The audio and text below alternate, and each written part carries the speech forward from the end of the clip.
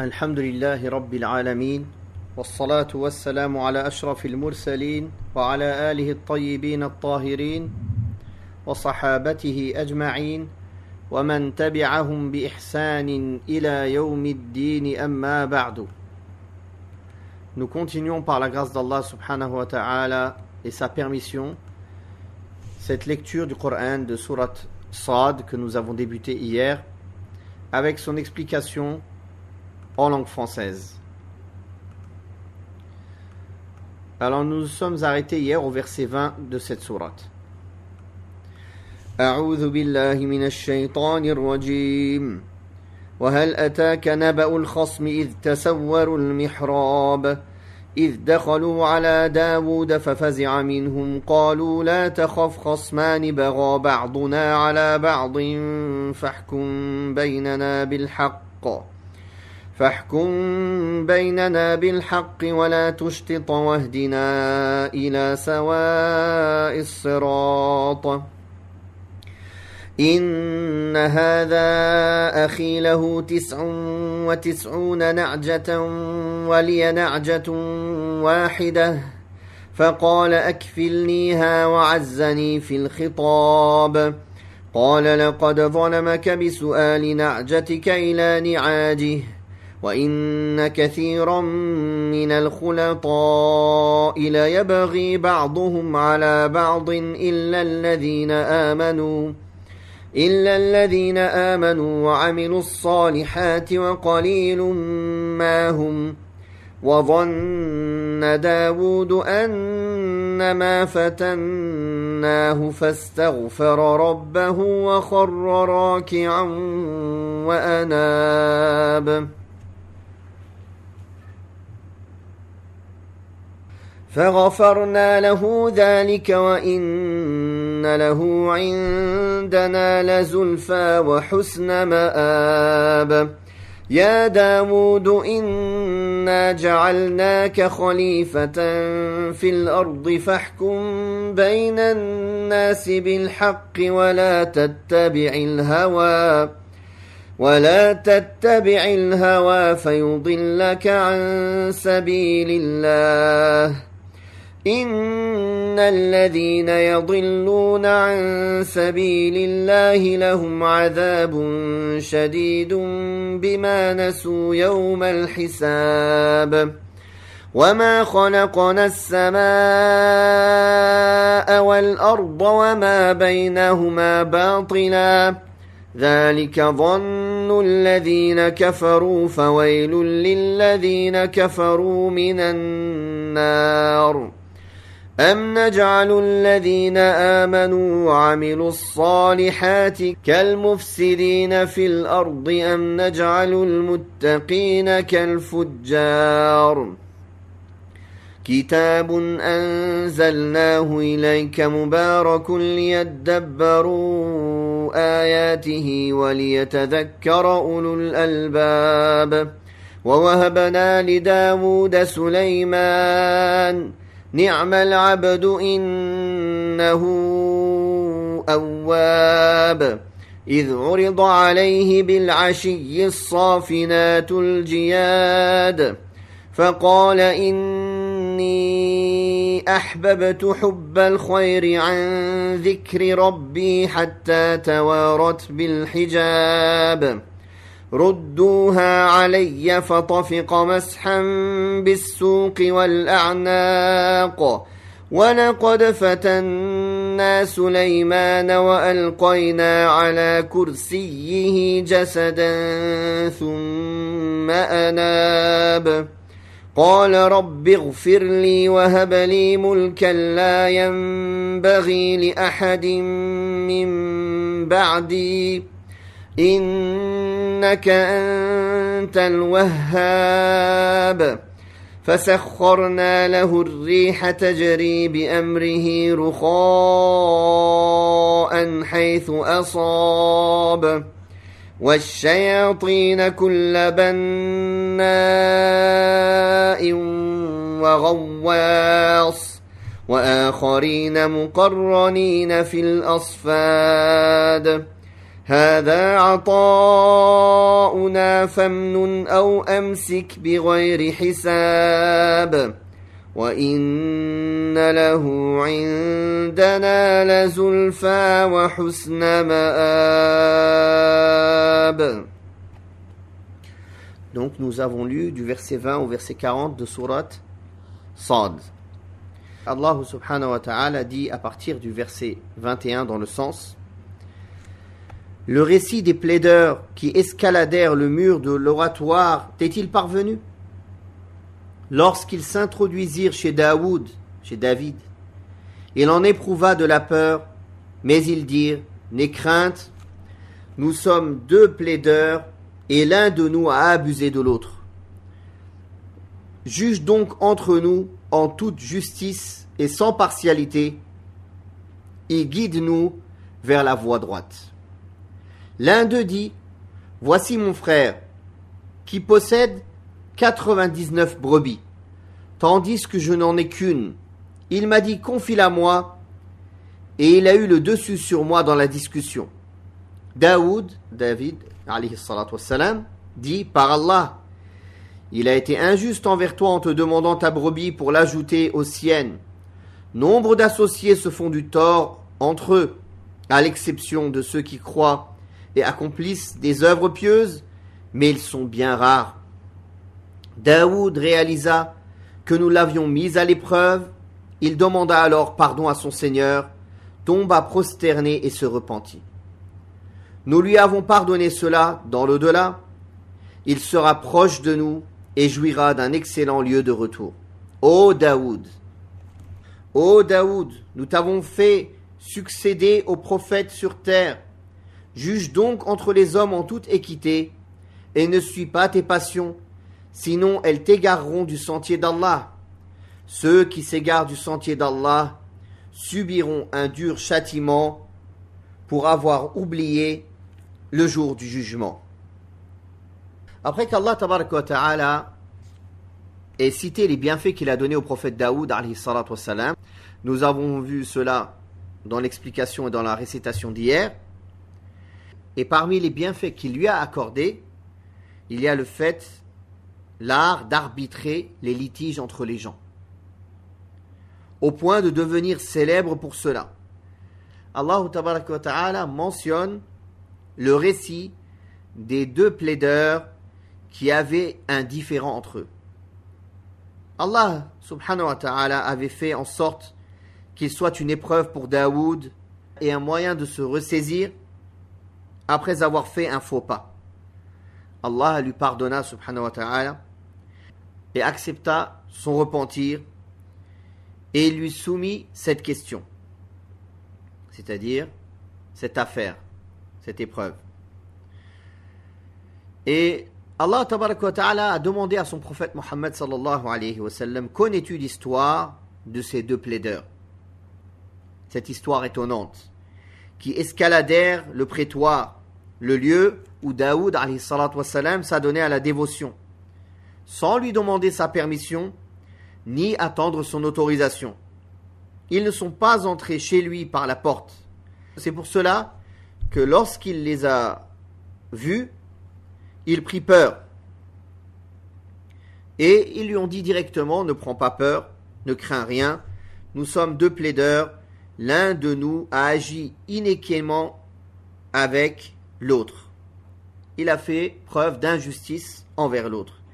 Départage-nous en toute justice et équité, sans pencher pour l'un ou pour l'autre, et sans partialité, et guide-nous vers le droit chemin. Le droit chemin, c'est-à-dire le chemin d'Allah, le chemin de la justice.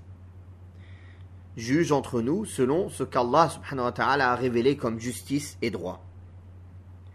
Le prophète Daoud alayhi salatu wassalam ne s'est pas vexé de leur exhortation et ne les a pas blâmés pour cela. L'un d'entre eux a dit: cet homme est mon frère. Il a insisté sur la fraternité.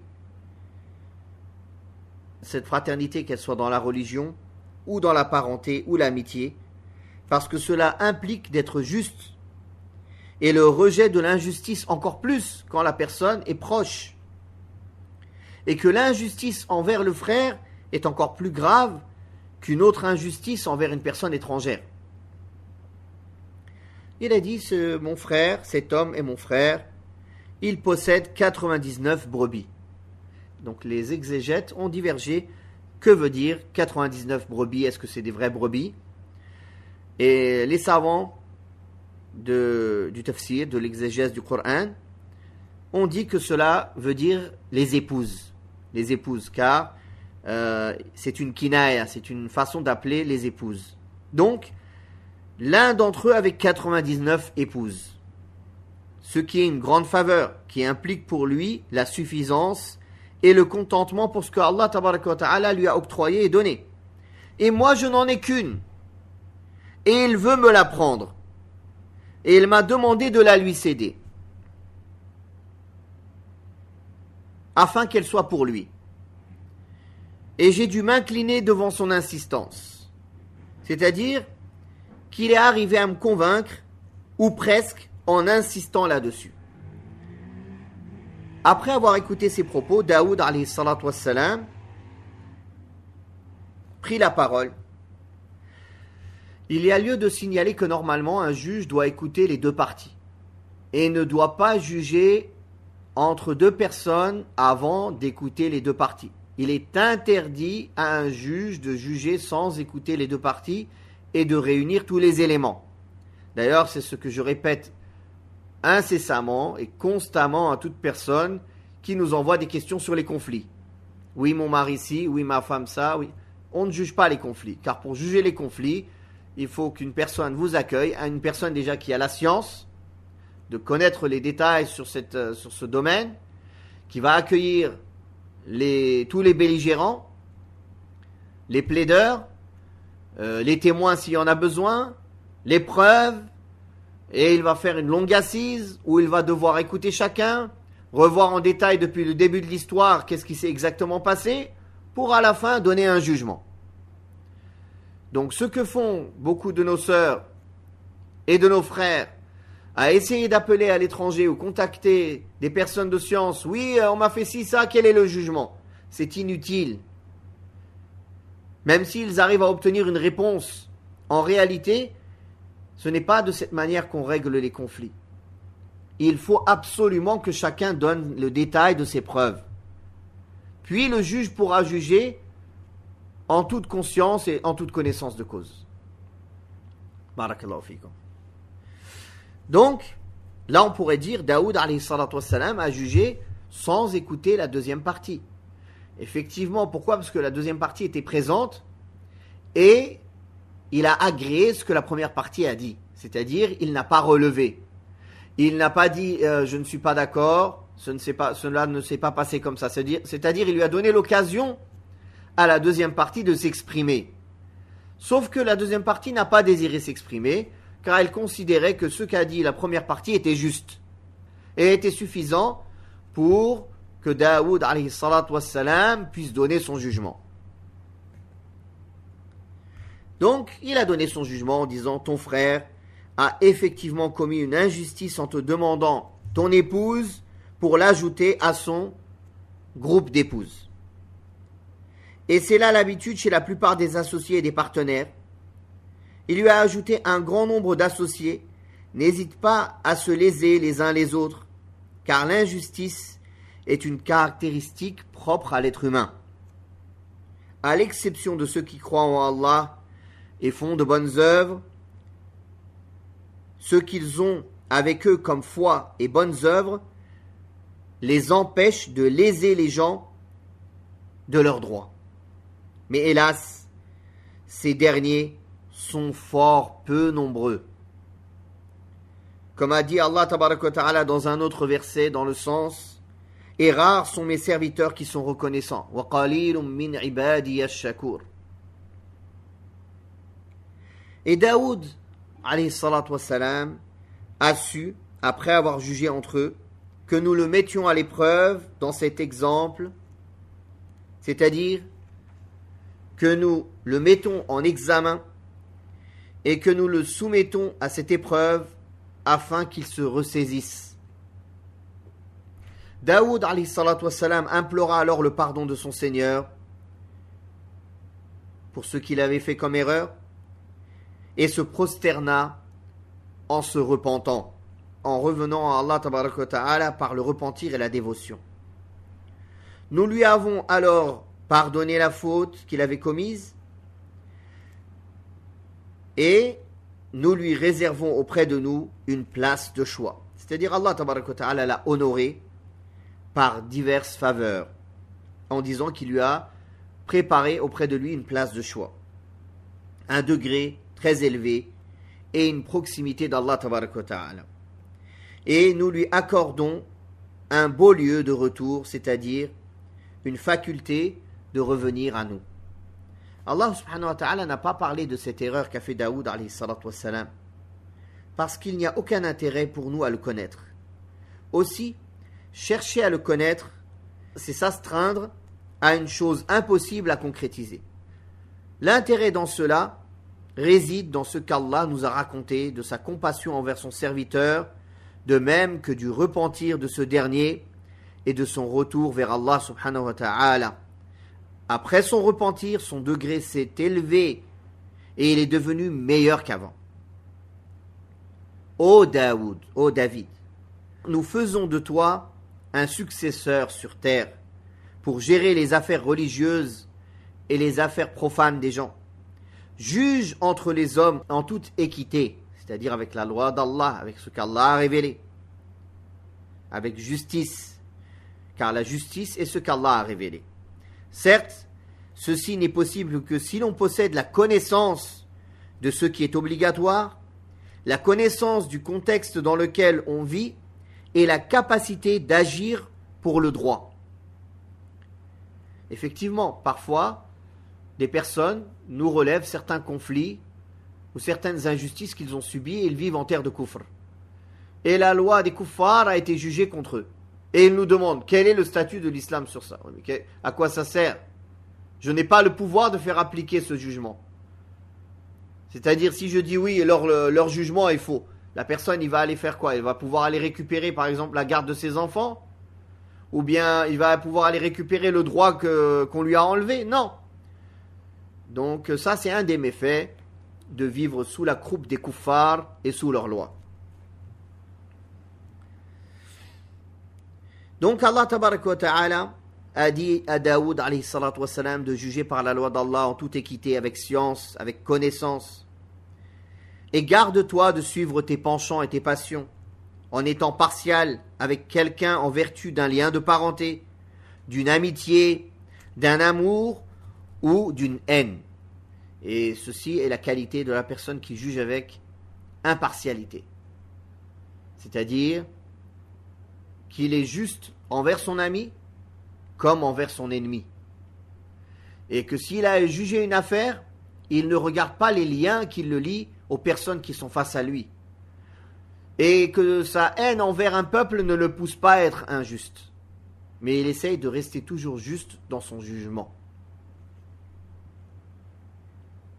Et Allah tabaraka wa ta'ala donc l'a mis en garde de suivre ses penchants si tu veux rester dans la voie du Seigneur et ne pas suivre les passions qui te feront sortir de la voie droite. Car ceux qui dévient de la voie du Seigneur, surtout ceux qui le font sciemment, subiront de terribles châtiments pour avoir oublié le jour du jugement. S'ils se rappellent ce jour-là et que la crainte d'Allah imprègne leur cœur, ils ne pencheront nullement avec les passions séductrices. Puis dans le verset 27, Allah tabaraka wa ta'ala a dit dans le sens: nous n'avons pas créé en vain les cieux et la terre et tout ce qui se trouve entre eux. Cette opinion est celle des mécréants. Malheur aux mécréants pour l'enfer qui les attend. Traiterons-nous ceux qui croient et accomplissent des œuvres pieuses comme ceux qui sèment la corruption sur terre? Traiterons-nous les pieux comme les dépravés? Ceci est un livre béni que nous t'avons révélé, afin que les hommes méditent sur ces versets et que ceux qui sont doués de raison en tirent une exhortation. Allah tabaraka wa ta'ala nous parle ici de la perfection de sa sagesse dans la création des cieux et de la terre. Il ne les a pas créés en vain, subhanahu wa ta'ala. C'est-à-dire pas par vanité et absurdité sans utilité ni intérêt, comme le pensent les mécréants et les infidèles, qui ont pensé des choses qui ne conviennent pas à la majesté d'Allah tabaraka wa ta'ala. Car ces gens-là sont voués à l'enfer. Le seul lieu qui leur convienne et où ils subiront leur châtiment. Bien au contraire. Allah subhanahu wa ta'ala a créé les cieux et la terre avec la vérité et pour la vérité.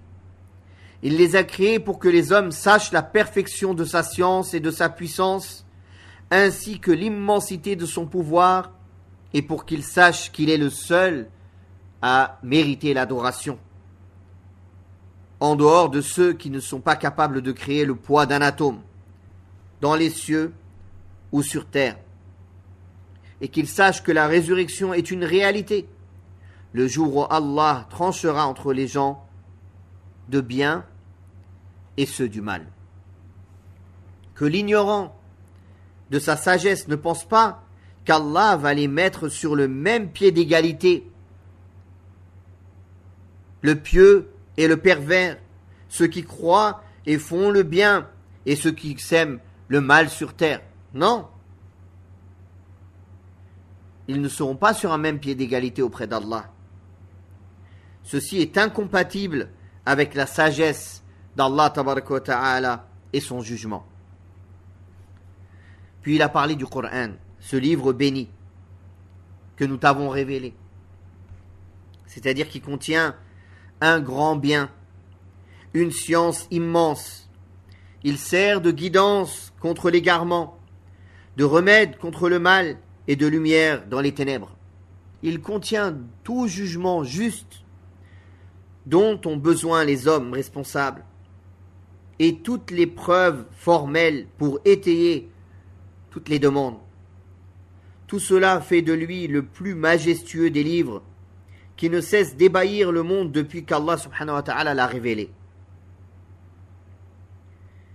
Afin que les hommes de bon sens en méditent les versets.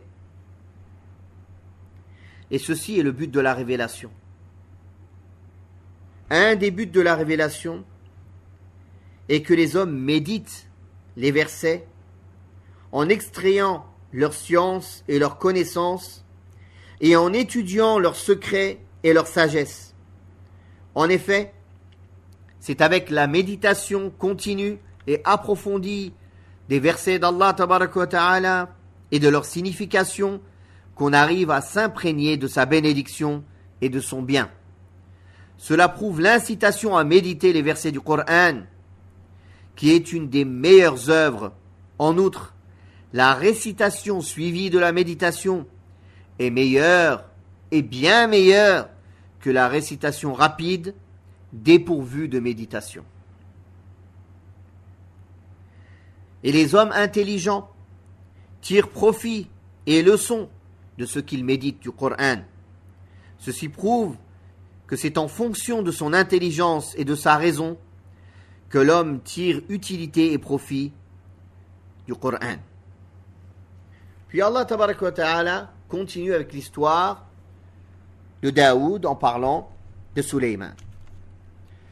Dans le verset 30, dans le sens, nous fîmes don à Daoud, à David, de Salomon, de Sulayman, comme fils. Quel excellent serviteur! Il ne cessait de revenir vers Allah et de se repentir. Mentionne lorsqu'un après-midi, on lui présenta de magnifiques chevaux de course, et qu'il dit « J'ai préféré l'amour des biens de ce bas monde au rappel de mon Seigneur, au point que le soleil se couche sans que j'aie accompli ma prière. Ramenez-les-moi. » Il se mit alors à trancher leurs jarrets et leurs encolures. Par Allah, nous avons éprouvé Sulayman en plaçant un corps sur son trône, puis il se repentit et dit « Seigneur, pardonne-moi et fais-moi don et fais-moi don d'un royaume que nul autre après moi ne pourra posséder. Tu es celui qui accorde tout.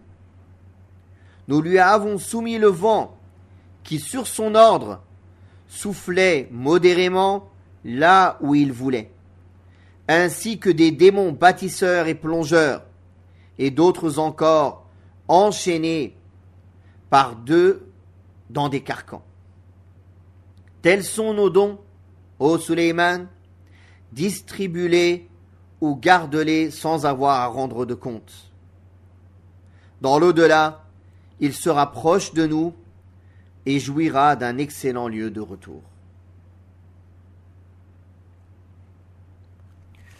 Ici, Allah tabaraka wa ta'ala dit qu'il a fait don au prophète Daoud alayhi salatu wassalam, après avoir fait les éloges de Daoud alayhi salatu wassalam, et rappelé ce qui lui est arrivé.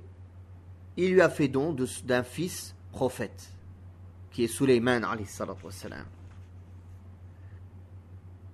qui est un excellent serviteur d'Allah subhanahu wa ta'ala, qui s'est distingué avec des caractéristiques impliquant les éloges, à savoir qu'il est toujours enclin au repentir.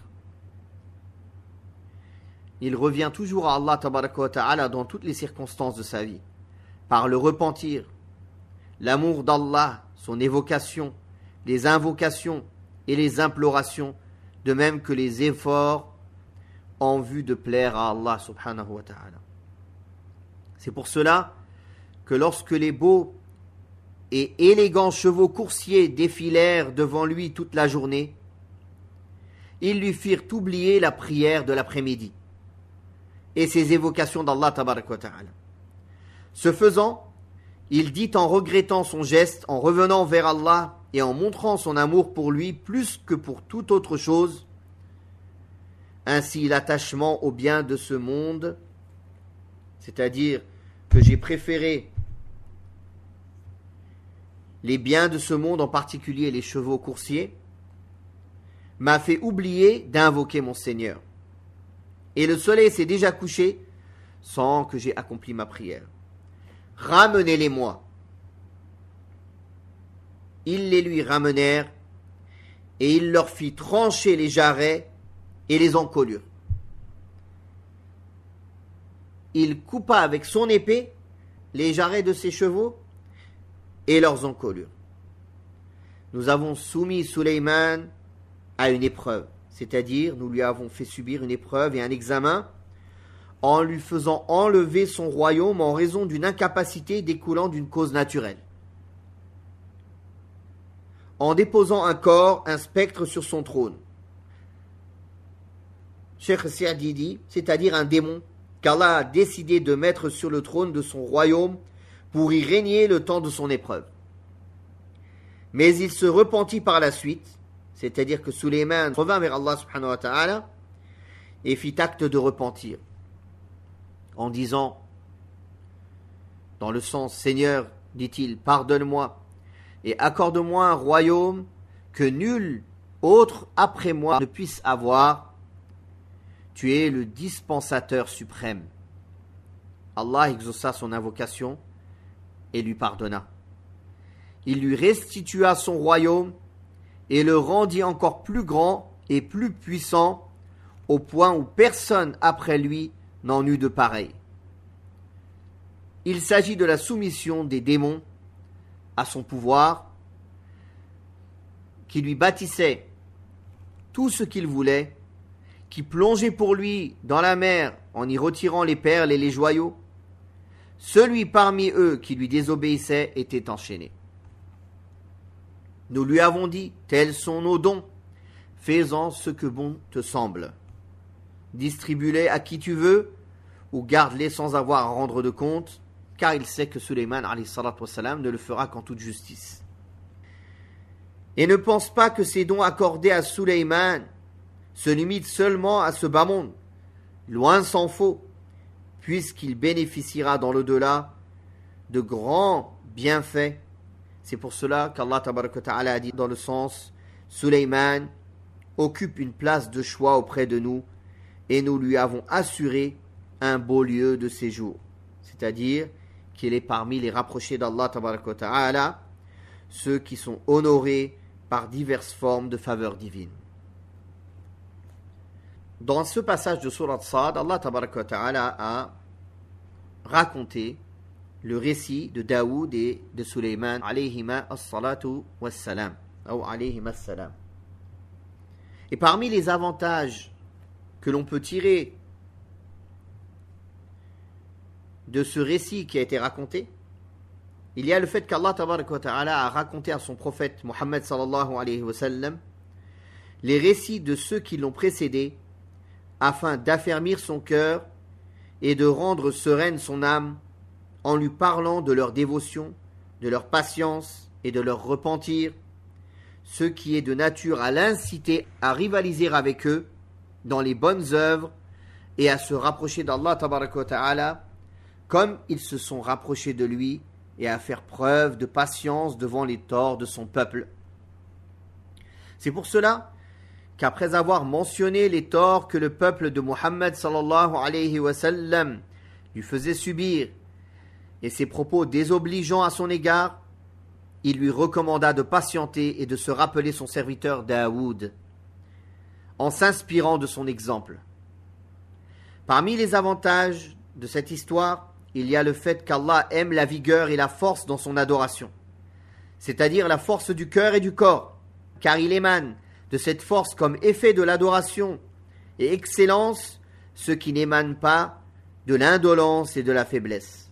En outre, l'homme doit rechercher les causes et les moyens d'acquérir cette force et ne pas succomber à la paresse et à la négligence qui affaiblissent l'âme et la rendent incapable d'assumer son rôle. Il y a aussi le fait que le retour à Allah en toutes circonstances fait partie des vertus des prophètes d'Allah et de l'élite de ses créatures, comme Allah a fait l'éloge de Daoud et de Sulayman alayhim as-salam dans ce contexte. Par conséquent, leur exemple doit être imité par les croyants et leur guidance doit servir de ligne de conduite aux aspirants dans la voie d'Allah subhanahu wa ta'ala. Ces prophètes sont ceux qu'Allah a guidés. Prends donc exemple sur leur guidance. Il y a aussi ce qu'Allah a accordé à son prophète Daoud alayhi salatu wassalam comme belle et mélodieuse voix, au point où les montagnes inertes et les oiseaux lui répondaient en écho lorsqu'il louait Allah avant le lever du soleil et avant son coucher. Entre autres avantages découlant de ce récit est que le plus grand bienfait qui puisse être donné par Allah à un serviteur est la science utile, ainsi que la façon de juger et de trancher les litiges entre les gens, comme cela fut accordé à Daoud alayhi salatu wassalam. Il y a aussi l'attention accordée par Allah subhanahu wa ta'ala à ses prophètes et ses élus. Lorsqu'un faux pas est commis par l'un d'entre eux, en les éprouvant par ce qui est susceptible de les débarrasser de la faute commise, afin de se retrouver encore plus parfaits que dans leur situation précédente, comme cela est arrivé à Daoud et Sulayman alayhima as-salam. Il y a dans ce récit le fait que les prophètes d'Allah alayhim salatu wassalam sont infaillibles dans ce qu'ils transmettent de la part d'Allah. Car le message divin ne peut être transmis que par des gens infaillibles et à l'abri de toute erreur pouvant remettre en cause cette transmission. Certes, il peut provenir de quelques petites erreurs et quelques faux pas qu'implique la nature humaine. Mais Allah les protège toujours de sa compassion et les couvre de sa miséricorde. Il y a également le fait que Daoud alayhi salatu wassalam passait le plus clair de son temps dans son oratoire, astreint à la dévotion et à l'adoration de son Seigneur subhanahu wa ta'ala. C'est pour cela que les deux plaideurs se sont introduits chez lui dans son oratoire, car lorsqu'il était seul dans cet oratoire, personne ne venait le déranger. En effet, il ne consacrait pas tout son temps aux gens, en dépit des nombreuses requêtes qu'il recevait de ses administrés, car il consacrait une partie de son temps pour s'isoler avec son Seigneur et s'adonner à son adoration, pour apprendre à se dévouer à lui dans toutes les circonstances de sa vie.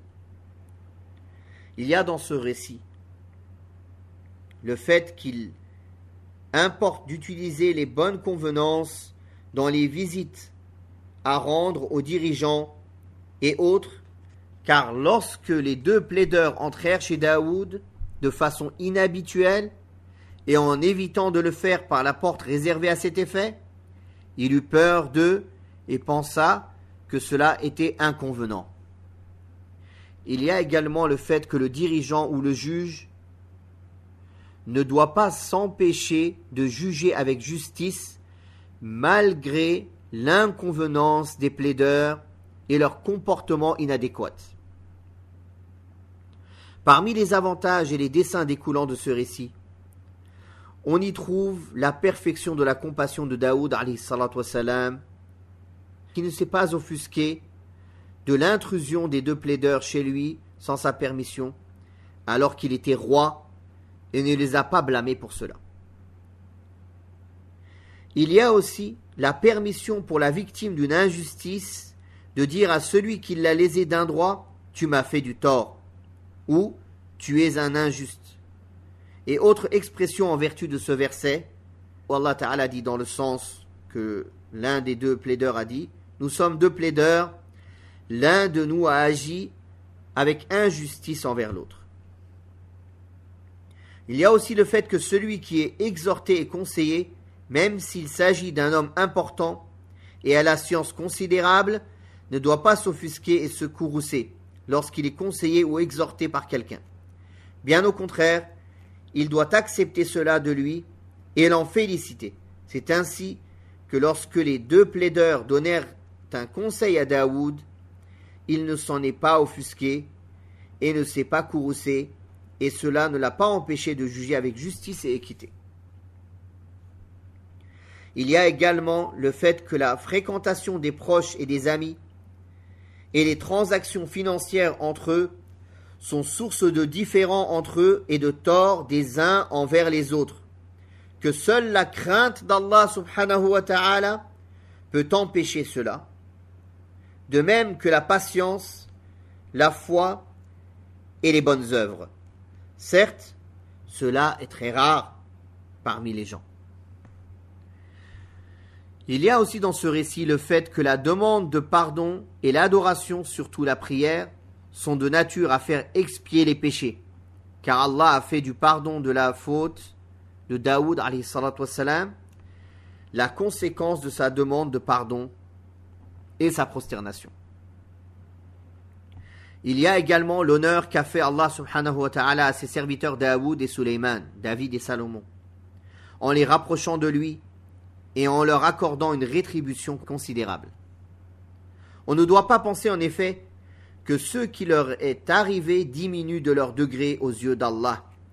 Cela fait partie de la perfection de la compassion d'Allah pour ses serviteurs dévoués, qui lorsqu'il leur pardonne et leur enlève les traces de leurs péchés, enlève aussi d'une façon définitive toutes les conséquences pouvant découler de tels péchés, de telle façon qu'il n'y ait plus dans les cœurs des hommes le moindre doute quant à leur degré éminent auprès d'Allah.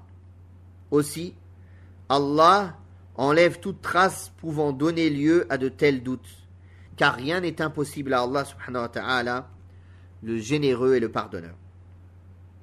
Il y a aussi dans ce récit le fait que le jugement entre les gens dans les litiges et les différends est une tâche religieuse assumée par les messagers d'Allah et l'élite de ses créatures, de même que la responsabilité de celui qui l'assume est de juger avec justice en évitant de suivre ses passions. En effet, le jugement avec justice implique la connaissance des choses légales et juridiques, c'est-à-dire de la science religieuse, de même que la connaissance de la question traitée et la manière de la faire entrer dans le jugement légal. Par conséquent, celui qui ignore ces deux choses-là ne peut convenir à la tâche de juge et il ne lui est pas permis de s'adonner à cela. Malheureusement, beaucoup de gens reviennent vers des ignorants pour se faire juger. Il y a également le fait que le dirigeant doit éviter de suivre ses passions, car les âmes en sont toutes imprégnées. Bien plus, il doit combattre ses passions pour faire en sorte que la vérité soit toujours son but. En outre, lors de ses jugements, il doit mettre de côté tout amour ou animosité pour l'un des plaignants et plaideurs. Il y a également dans ce récit le fait que Sulayman alayhi salatu wassalam est parmi les meilleurs dons qui furent accordés à Daoud et parmi les plus belles faveurs faites par Allah à un de ses serviteurs est de lui donner un fils vertueux, à plus forte raison lorsqu'il possède la science, auquel cas il devient une lumière sur une lumière. Il y a aussi les éloges d'Allah à l'adresse de Sulayman dans sa parole, et ce fils fut un excellent serviteur d'Allah, toujours enclin au repentir, dans le sens de sa parole. Il y a aussi dans ce récit l'abondance des bienfaits d'Allah et sa bienfaisance à l'égard de ses serviteurs, en leur faisant don de belles vertus et de bonnes œuvres, puis en faisant leur éloge. Lui qui est le généreux dispensateur, subhanahu wa ta'ala. Parmi ces avantages, il y a aussi la préférence par Sulayman de l'amour d'Allah sur l'amour de toute autre chose. Il y a également le fait que tout ce qui occupe l'esprit de l'homme vis-à-vis d'Allah est blâmé et flétri. Et l'homme doit s'en débarrasser pour rechercher ce qui est plus utile pour lui auprès d'Allah subhanahu wa ta'ala. Il y a aussi la célèbre règle qui dit: celui qui abandonne une chose pour Allah, Allah lui donne en contrepartie ce qui est meilleur encore. C'est ainsi que Sulayman alayhi salatu wassalam a coupé les jarrets des coursiers qui sont très aimés des gens pour montrer sa préférence pour l'amour d'Allah. En contrepartie, Allah lui a compensé ce qui est meilleur encore en lui donnant le pouvoir de soumettre les vents qui vont là où il le désire, 1 mois pour l'aller et 1 mois pour le retour, de même qu'il lui a soumis les démons qui ont le pouvoir de faire des choses que les hommes ne peuvent pas faire. Il y a aussi le fait que la soumission des démons ne pourra plus être accordée à quiconque après Sulayman alayhi salatu wassalam. Et ceci est une preuve contre les gens qui disent qu'il est permis de prendre aide des démons musulmans pour faire ruqya ou pour faire telle ou telle chose. Ceci était spécifique au prophète Sulayman alayhi salatu wassalam, de les attacher, de les mettre à son service. D'ailleurs, il a été rapporté qu'au temps du prophète sallallahu alayhi wa sallam, les sahaba avaient enchaîné un démon et le prophète sallallahu alayhi wa sallam a demandé de le libérer et a dit: ceci est spécifique à mon frère Sulayman. Il y a également dans ce récit le fait que Sulayman alayhi salatu wassalam était un roi prophète qui faisait ce qu'il voulait mais qui ne voulait que la justice. A contrario, le serviteur prophète a une volonté qui est assujettie à l'ordre d'Allah subhanahu wa ta'ala, qui ne fait ou ne fait pas que selon un ordre divin, comme c'est le cas de notre prophète Muhammad sallallahu alayhi wa sallam. Cet état, il va de soi, est plus parfait que le premier. Wallahu ta'ala a'la wa a'lam, wa sallallahu ala Muhammadin wa ala alihi wa sahbihi wa sallam.